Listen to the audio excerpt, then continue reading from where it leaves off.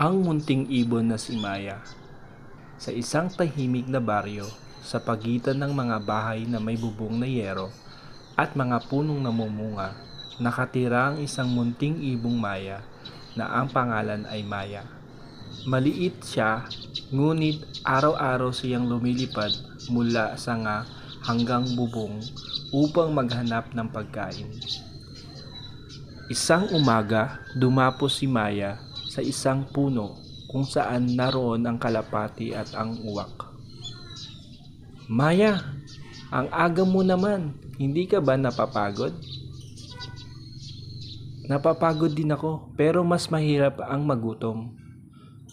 Tumawa ang uwak at umiling. Ano bang silbi ng sipag kung maliit ka naman?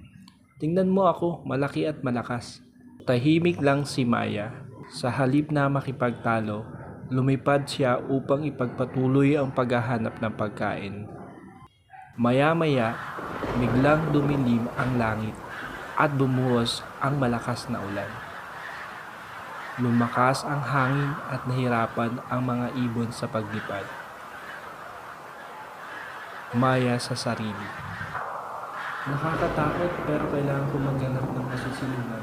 Sa kabila ng malakas na ulan, nakakita siya ng maliit na silungan sa ilalim ng bubong ng isang bahay. Doon siya naghintay hanggang humupa ang bagyo. Pagkatapos ng ulan, nakita ni Maya ang mga butil ng bigas na naiwan sa bakuran. Masaya niyang tinuka ang mga ito. Isang batang babae ang nakakita sa kanya. Nanay, tingnan mo po ang ibon. Ang liit niya pero hindi siya umalis kahit umuulan. Dahil masipag siya anak, ang sipag ang nagbibigay ng lakas. Kinabukasan, nakita ni Maya ang uwak na mukhang pagod at gutom.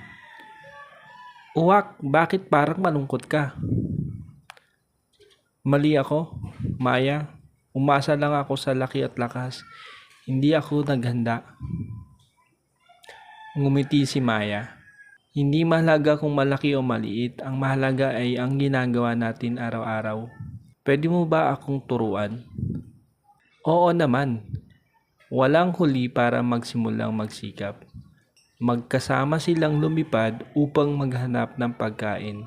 Sa unang pagkakataon, natutong magsikap ang uwak at natutong magbahagi si Maya. Mula noon, naging payapa ang tahimik na baryo. Ang munting ibon ay patuloy na lumilipad, dala ang aral na ang tunay na lakas ay nasa sipag, tiyaga at kababaang loob.